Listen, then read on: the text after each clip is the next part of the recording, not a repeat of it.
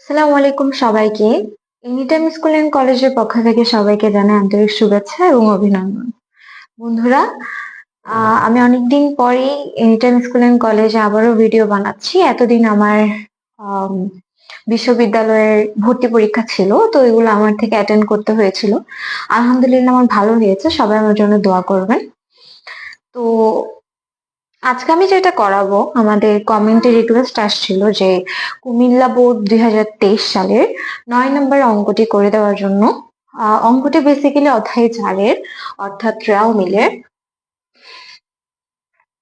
তো আমরা এখন অঙ্কটা শুরু করব। আমি স্ক্রিনে তোমাদেরকে প্রশ্নটা দিয়ে দিব, অথবা তোমরা যদি কোথাও প্রশ্নটা পেয়ে থাকো তোমরা সেটা সামনে নিয়ে বসবে। আমি জাস্ট এটার উত্তরটা এখন করে দিব। তো আমি এখানে ফার্স্টে 9-এর ক করাচ্ছি। সেটা হচ্ছে নীতিগত ও বাদ পড়ার ভুলের পরিমাণ নির্ণয়। তো এই ক্ষেত্রে তোমরা ঘরটা করে নিতে পারো, আমি ঘর ছাড়া দেখাচ্ছি। আর কতে তেমন একটা ম্যান্ডেটরি না ক এর মধ্যে ঘর করা, তাও যদি করতে পারো তাহলে বেটার হয়। তাহলে আমাদেরকে বলা হয়েছে 9-এর কতে নীতিগত ও বাদ পড়ার ভুলের পরিমাণ নির্ণয় করতে। তাহলে আমরা লিখে নিব যে নীতিগত ও বাদ পড়ার ভুলের পরিমাণ নির্ণয় করা হলো। তো প্রথমে আমাদের থেকে এভাবে করে লিখতে হবে, মানে লিখতে হবে যে নীতিগত ভুল, এভাবে একটা টপিকের মতো করে নাম দিয়ে আমাদের কলম দিয়ে লিখতে হবে। তাহলে নীতিগত ভুল কোনগুলো? নীতিগত ভুল হচ্ছে যেগুলো আসলে রেওয়ামিলে ধরা পড়ে। এবং নীতিগত ভুল হচ্ছে যে তোমার, অর্থাৎ তোমার কোনো মূলধন জাতীয় ব্যয়কে তুমি মুনাফা জাতীয় ব্যয়তে লিপিবদ্ধ করে দিয়েছো, অথবা মুনাফা জাতীয় ব্যয়কে মূলধন জাতীয় ব্যয়তে লিপিবদ্ধ করে দিয়েছো। আচ্ছা, বিষয়টা কেমন? ধরো তুমি সব থেকে মূলধন জাতীয় যদি আমি বলি, তাহলে ব্যয়টা হচ্ছে অফিস সরঞ্জাম ক্রয়, ঠিক আছে। তো মুনাফা জাতীয় ব্যয় হচ্ছে মজুরি প্রদান, ঠিক আছে। এক্ষেত্রে তুমি যদি অফিস সরঞ্জামের টাকা মজুরিতে লিখে দাও আর মজুরির টাকা অফিস সরঞ্জামে লিখে দাও, তখন সেটাকে বলা হয় নীতিগত ভুল। তাহলে এই ক্ষেত্রে আমরা আমাদের যে অঙ্কটাতে, মানে 9 নং অঙ্কটাতে আমরা দেখতে পাচ্ছি এখানে বলা হয়েছে নাম্বার সমন্বয়টাতে 10,000 টাকার সরঞ্জাম ক্রয় ভুলবশত ক্রয় হিসাবে লিপিবদ্ধ করা হয়েছে। তবে এখানে দেখো অফিস সরঞ্জামটা হচ্ছে মূলধন জাতীয় আর ক্রয়টা হচ্ছে মুনাফা জাতীয়। তাহলে এটা একটা নীতিগত ভুল। তাহলে এটা আমরা লিখে নিব যে অফিস সরঞ্জাম হিসাবকে ক্রয় হিসেবে লিপিবদ্ধ করা হয়েছে। তাহলে আমরা কি লিখেছি? 10,000 টাকা অফিস সরঞ্জাম হিসাবকে ক্রয় হিসেবে লিপিবদ্ধ করা হয়েছে, এটা একটা নীতিগত ভুল।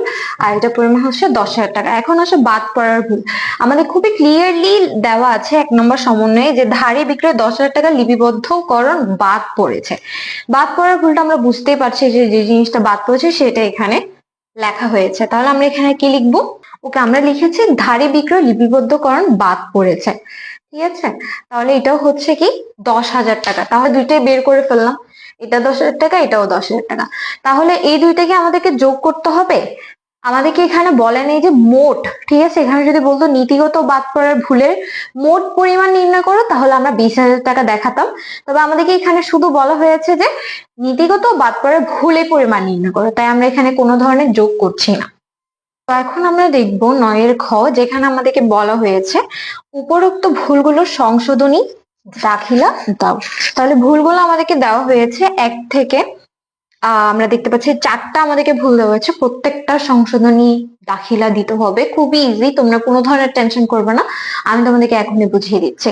তো প্রথমে আমি একটা ঘর করে নিলাম যেখানে লেখা আছে মামুন এন্টারপ্রাইজ, অবশ্যই প্রতিষ্ঠান নাম এবং সংশোধনী জাবেদা। এরপর আমরা এখানে লিখবো তারিখ ও ব্যাখ্যা, খতিয়ান বিশটা, ডেবিট টাকা এবং ক্রেডিট টাকা। এখন আমরা প্রথমটা দেখব।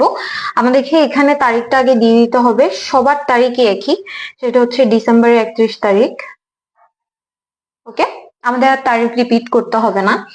তাহলে আমরা এখন প্রথমে দেখতে পাচ্ছি 1 নম্বরে আমাদেরকে বলা হয়েছে ধারে বিক্রি 10,000 টাকা লিপিবদ্ধকরণ করা থেকে কি হয়েছে? বাদ পড়েছে।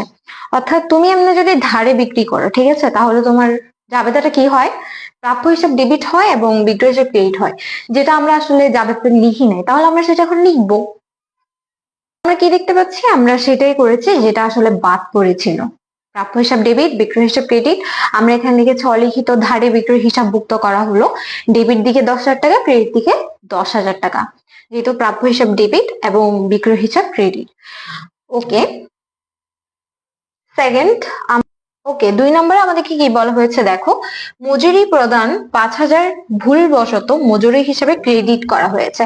ওকে, এখানে কিন্তু একটা টাকার হিসাবও আছে, যেহেতু এটা লেখার ভুল হয়েছে তাই এখানে কিন্তু আমাদের টাকার হিসাবও করতে হবে।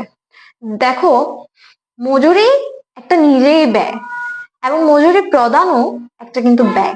তাহলে আমরা দেখতেছি যে ব্যয় কিন্তু দুই জায়গায় ভুল হয়েছে, অর্থাৎ মজুরি ব্যয় যেটা সেটা 5,000 টাকা এবং মজুরি যে প্রদান করা হয়েছে সেটারও 5,000 টাকা। তাহলে এখানে টোটাল কত টাকা ভুল হয়েছে? আমাদের অবশ্যই 10,000 টাকা। তাহলে এখানে কিন্তু তোমার 5,000 দিলে হবে না, এখানে তোমাদেরকে 10,000 দিতে হবে, কারণ দুইটাই কিন্তু ব্যয় এবং মজুরিতে যেহেতু লেখা হয়নি 5,000 টাকা এবং মজুরি একটা ব্যয়, তো দুই দিকেই কিন্তু আমাদের জিনিসটা ভুল হচ্ছে। প্রথম আমরা মজুরি ব্যয়টাকে ঠিক করছি এবং মজুরি প্রদানটাকেও ঠিক করছি, তাহলে অবশ্যই এখানে কি হবে? 5,000 10,000 টাকা হবে। এখানে মজুরি হিসাব ডেবিট এবং অনিশ্চিত হিসাব ক্রেডিট। আমাদের অনিশ্চিত হিসাব আনতে হবে, যেহেতু এখানে আমাদের কি মজুরি হিসাব যেহেতু একটা ব্যয় এবং মজুরি প্রদানও একটা ব্যয়, তাহলে এখানে একটা অনিশ্চিত হিসাব আসবে, কারণ এই যে মজুরি ওইটা কিন্তু কি আর কোনো হিসাবকে কিন্তু প্রভাবিত করছে না, তাই আমাদেরকে এখানে অনিশ্চিত হিসাব দিতে হবে। তাহলে অনিশ্চিত হিসাবের ক্ষেত্রে আমাদের এখানে 5,000 ইন্টু 2 দিতে হবে, অর্থাৎ আমি তোমাদেরকে আগেই বুঝিয়েছি কেন 10,000 টাকা হচ্ছে। ওকে, ব্যাখ্যাগুলো আমি মুখে বলে দিচ্ছি, ব্যাখ্যায় লিখবে মজুরি হিসাব ক্রেডিট করার ভুল সংশোধন করা হলো। মজুরি হিসাব ক্রেডিট করার ভুল সংশোধন করা হলো। তাহলে এটা হচ্ছে ব্যাখ্যা, তোমরা এখানে দিয়ে দিবে। ব্যাখ্যার জন্য কিন্তু মার্কস আছে, ব্যাখ্যা যদি না দাও তোমরা 1 নাম্বার কেটে নিবে, মানে পুরো অঙ্ক থেকে 1 নাম্বার। ওকে, আমরা 3 নাম্বারটা দেখি। নগদ তহবিলের যোগফল 4,000 টাকা কম দেখানো হয়েছে। তাহলে যেহেতু নগদ টাকা কম দেখানো হয়েছে, তাহলে আমরা লিখবো, আমরা লিখেছি নগদান হিসাব ডেবিট এবং অনিশ্চিত হিসাব ক্রেডিট। তাহলে এটার ব্যাখ্যা আমরা কি দিব? এটার ব্যাখ্যা দিব নগদ তহবিল কম লেখার ভুল সংশোধন করা হলো। আমাদের লাস্ট যে 4 নম্বরটা, সেখানে বলা হয়েছে 10,000 টাকার অফিস সরঞ্জাম ক্রয় ভুলবশত ক্রয় হিসেবে লিপিবদ্ধ করা হয়েছে, অর্থাৎ যেটা নীতিগত ভুল। তাহলে যেহেতু অফিস সরঞ্জামকে ক্রয় হিসাবে লেখা হয়েছে, তাহলে এখন আমাদের ভুলটা কোথায়? ভুলটা হচ্ছে আমি অফিস সরঞ্জামকে কি করিনি, হিসাব করিনি। তাহলে অফিস সরঞ্জাম একটা ডেবিট হিসাব, তাই এটাকে আমরা ডেবিট করবো। আর যেহেতু ক্রয়কে আমরা তখন ডেবিট করে ফেলছিলাম, তাহলে ক্রয়কে আমরা কি করব? ক্রেডিট করব। এটা কিন্তু খুবই সিম্পল। ভুল সংশোধন গুলো আসলে উল্টায় ফেলা, অর্থাৎ যেটা আমি আসলে লিখি নাই সেটা লিখা, যেটা আমি ডেবিট করে ফেলছিলাম সেটাকে ক্রেডিট করা, যেটা আমি ক্রেডিট করে ফেলছিলাম সেটাকে ডেবিট করা, খুব ইজি। এখানে যে ব্যাখ্যাটা লিখবো সেটা হচ্ছে অফিস সরঞ্জাম ক্রয় ক্রয় হিসাবে লিখার ভুল সংশোধন করা হলো। এখন আমরা যেটা করব, জাবেদার মধ্যে আমরা কিন্তু যোগফল দেখাবো অবশ্যই, তাহলে আমরা যোগ করে দিব। আমাদের মোট টাকা আসতেছে 34,000 টাকা। আমাদের অবশ্যই ডেবিট আর ক্রেডিট পাশটা মিলাইতে হবে এবং অবশ্যই অবশ্যই জেডটা কিন্তু টেনে দিতে হবে। তো আমাদের মোট হচ্ছে 34,000 টাকা। ওকে, তো আমরা এখন করব 9 গো। আমাদেরকে 9 গোতে বলা হয়েছে সংশোধিত রেওয়া মিল প্রস্তুত করো। অর্থাৎ আমাদেরকে যে রেওয়া মিলটা দেওয়া ছিল সেটাতে কিন্তু ভুল ছিল। আমরা এতক্ষণ যে ভুলগুলা করেছিলাম সেগুলোর যে দাখিলাগুলো দিয়েছিলাম সেখান থেকে কিন্তু আমাদের ভুলগুলো বের হয়েছে এবং আমরা সেখানে দাখিলা অনুযায়ী আমরা রেওয়া মিলটা এখন তৈরি করব। তাহলে খুব ইজি। তাহলে আমাদের ফার্স্টে যেটা দেওয়া আছে সেটা হচ্ছে ক্রয়। আমরা 1 নম্বর লিখবো। ক্রয়ে আমাদেরকে দেওয়া আছে 70,000 টাকা, যেটা ভুলগুলোর আগে। ভুলের পরে আমরা দেখেছি ক্রয়কে আমরা ক্রেডিট করেছি এবং ক্রয় ক্রেডিট করা মানে কি? ক্রয় অর্থাৎ ব্যয় কমে যাওয়া। ঠিক আছে, তাহলে ব্যয় কমে যাওয়া মানে কি? ব্যয় থেকে ব্যয় যেটা আছে সেখান থেকে মাইনাস করার, কত টাকা মাইনাস করবো? 10,000 টাকা। তাহলে আমাদের ক্রয় ছিল 70,000 টাকা, আমরা মাইনাস করবো 10,000 টাকা, তাহলে আমাদের আসবে 60,000 টাকা। ওকে, 2 আমাদেরকে দেওয়া হচ্ছে বিক্রয়। বিক্রয় আমরা আসলে কি করেছি? বিক্রয় দেখেছি আমরা, আমাদের বিক্রয় আসলে লেখা হয়নি, বাদ পড়েছিল। তাহলে কত টাকা বাদ পড়েছিল? 10,000 টাকা। যখন বাদ পড়ে সেটাকে আমরা কি করি? যোগ করি। বিক্রয় দেওয়া আছে 80,000 টাকা, যোগ করবো 10,000 টাকা, তাই এটা কি ক্রেডিট পাশে হবে। ওকে, তারপর আমাদেরকে দেওয়া হচ্ছে নগদ তহবিল। নগদ তহবিলে আমাদের 4,000 টাকা কম দেখানো হয়েছে, আমাদেরকে দেওয়া মিলে 54,000 টাকা দেওয়া আছে। যেখানে আমরা দেখেছি আমাদের 4,000 টাকা কি হয়েছে, আমরা ভুলবশত দেখাইনি আসলে, তাহলে আমরা 4,000 টাকাটা কি করব, যোগ করব। তাহলে টোটাল হচ্ছে আমাদের 58,000 টাকা। আর নগদ তহবিল ডেবিট পাশে বসবো অবশ্যই। এরপর আমাদেরকে দেওয়া আছে মূলধন। মূলধন আমরা জানি মালিকানা সত্ত্ব, আর মূলধন হচ্ছে ক্রেডিট পাশে বসে। ক্রেডিট পাশে কত বসবে, 2,26,000। ওকে, 5। আমাদেরকে বলা হয়েছে প্রাপ্য হিসাব। প্রাপ্য হিসেবে আমরা যে সংশোধনী দাখিলা দিয়েছি, আমরা দেখেছি 10,000 টাকা আসলে বাদ পড়েছিল, যেহেতু আমরা ধারে বিক্রয় করছিলাম। তাহলে আমাদেরকে প্রাপ্য হিসাবে এমনি দেওয়া আছে 80,000 টাকা, এবং বিক্রয় যেটা মানে আমাদের বাদ পড়েছে সেটা হচ্ছে 10,000 টাকা।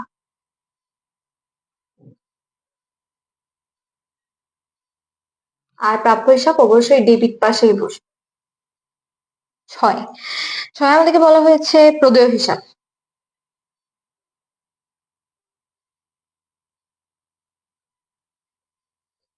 প্রদেয় হিসাবে আমাদের কত দেওয়া হচ্ছে, 50,000 টাকা।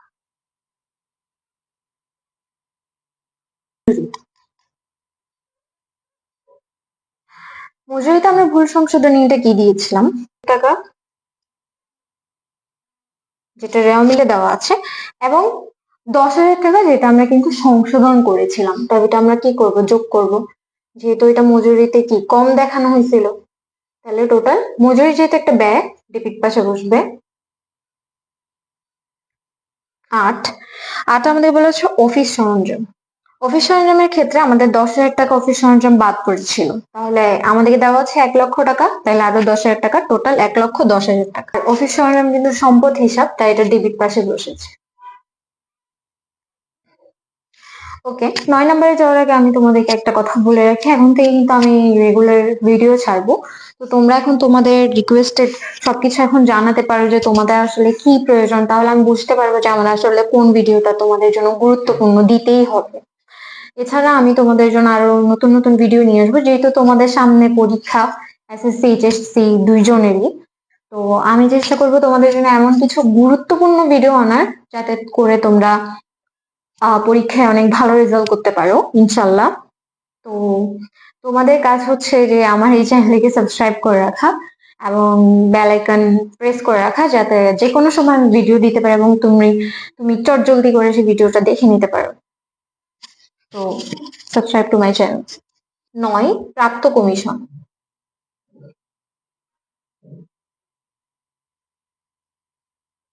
আমাদেরকে দেওয়া আছে 2,000 টাকা। আর প্রাপ্ত কমিশন মানে হচ্ছে আয়, তাই ক্রেডিট পাশে বসবে। তো আমরা যদি এখন রেওয়া মিল গুলো যোগ করি, আমাদের মোট আসতেছে কত, 3,68,000 টাকা। ডেবিট পাশেও যেটা আসবে, ক্রেডিট পাশেও আমাদের সেম অ্যামাউন্ট আসবে। তো এতটুকু ছিল আমাদের 9 নং অঙ্কটি। দেখেছো খুবই ইজিলি আমি অঙ্কটা সমাধান করে দিয়েছি। এরকম আরো সুন্দর সুন্দর সমাধান পাওয়ার জন্য তোমাদের অবশ্যই আমার চ্যানেলকে সাবস্ক্রাইব করে পাশে থাকতে হবে এবং বেল আইকনটি প্রেস করে রাখতে হবে, যাতে আমি এরকম গুরুত্বপূর্ণ ভিডিও দিব এবং তোমরা সেগুলো সাথে সাথে পেয়ে যাও এবং সেই অঙ্কটি দ্রুত সমাধান করে ফেলতে পারো। এছাড়া তোমরা আমাকে কমেন্টে জানাবে তোমাদের আরো কোন কোন ধরনের বা কোন অঙ্কের সমাধান লাগবে, কোন বোর্ড কোয়েশ্চেনের সমাধান লাগবে। আমি কিন্তু সহজেই অঙ্কগুলো করিয়ে দিতে পারবো এবং তোমরা বুঝো মতো অঙ্কগুলো করিয়ে দেবো। তো দেখা হচ্ছে ইনশাল্লাহ পরের কোনো ভিডিওতে। ততদিন পর্যন্ত সুস্থ থাকবে, ভালো থাকবে। আল্লাহ হাফেজ, আসসালামু আলাইকুম সবাইকে।